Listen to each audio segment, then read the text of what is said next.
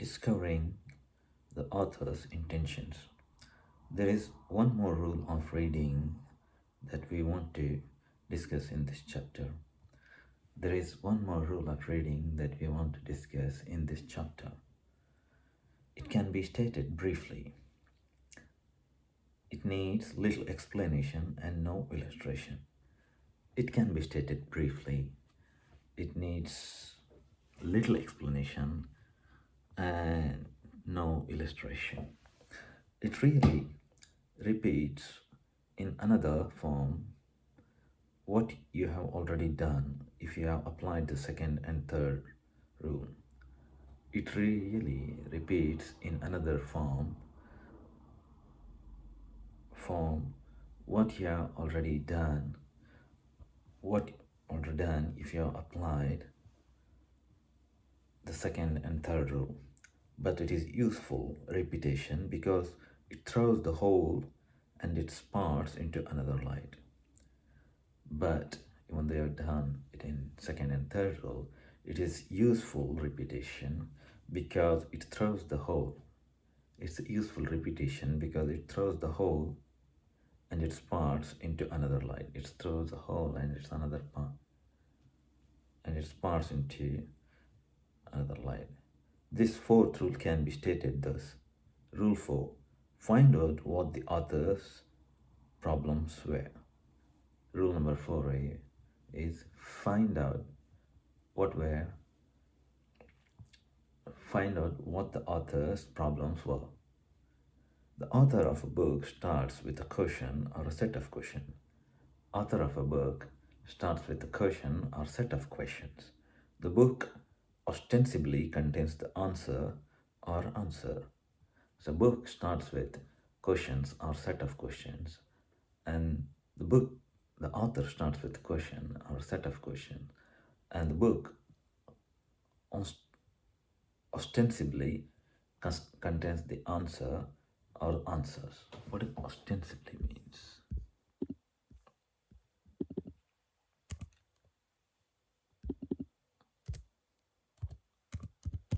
Ostensible. Appearing or claiming to be one thing when it is really something else. Their ostensible goal was to clean up government corruption, but their real aim was unseat the government. So, ostensible means appearing or claiming to be something when it's really something else. So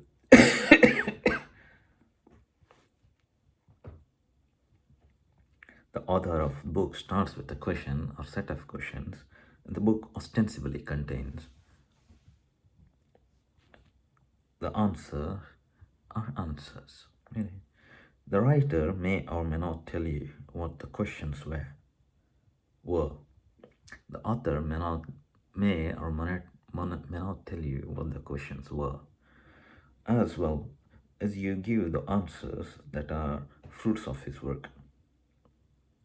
Let us give you the answers that are the fruits of his work. Whether he does or does not, and especially if he does not, it's your task as a reader to formulate the questions as precisely as you can. Whatever he does or does not, and especially if he does not, as a reader, it's your task to formulate the questions as precisely as you can. You should be able to state the main question that the book tries to answer. You should be able to state the main question that book tries to answer. And you should be able to state the subordinate question if the main question is complex and has many parts.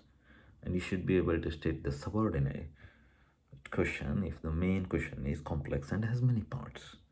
You should not only have a fairly adequate grasp of all questions involved, but should be able to put the questions in an intelligible order. You should not only have a fairly adequate grasp of all the questions involved, but should be able to put the questions in an intelligible order. which is primary and which secondary, which questions must be answered first, if others are to be answered later. You can see how this rule duplicates in a sense. Work you have already done in stating the unity and finding its part. It may, however, actually help you to do that work. In other words, following the fourth rule is useful procedure in conjunction with obeying the other two. And since the rule is little more unfamiliar with other two, it may be even more helpful to you in tackling a different book. We want to emphasize, however, what we do not mean for you to fall into what is called by critics the intentional fallacy. Intentional fallacy.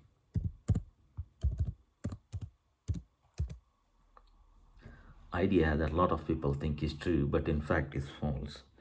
So, we want to emphasize, however, what we do not mean for you to fall into what is called by critics the intentional fallacy. That is the fallacy of thinking you can discover what was an author's mind from the book he has written. This applies particularly to literary work. It is a grave error, for example, to try to psychoanalyze Shakespeare from the evidence of Hamlet. Nevertheless, even with a poetical work, it is often extremely helpful to try to say what author was trying to do. In case of expository works, the rule has obvious merit. And yet, most readers, no matter how skilled in other respects, very often fail to observe it. As a result, their conception of book's main point or theme may be extremely deficient. And of course, their outline of its structure will be chaotic. They will fail to see the unity of a book because they do not see why it has unity in it has, and their apprehension of the book's skeletal structure will lack comprehension of the end that it serves. If you know the kind of questions anyone can ask about anything, you will become an adept in detecting an author's problems. They can be formulated briefly. Does anything exist? What kind of things is it? What caused it to exist? Or under what condition can it exist? Or why does it exist? What purpose does it serve? What are the consequences of its existence? What are its characteristic properties, its typical traits? What are its relations to other things of a similar sort or of a different sort? How does it behave? There are all theoretical questions. What ends should be sought? What ends should be sought? What means should be chosen to give an end? What things must one do to gain certain objective, and in what order? Under these conditions, what is the right thing to do, or better rather than the worse? Under what conditions would it be better to do this rather than that? These are all practical questions. This list of questions is far from being exhaustive, but it does represent the types of most frequently asked questions in the pursuit of theoretical or practical knowledge. It may help you discover the problems a book has tried to solve. The questions have to be adapted when applied to works of imaginative literature, and there too they will be useful.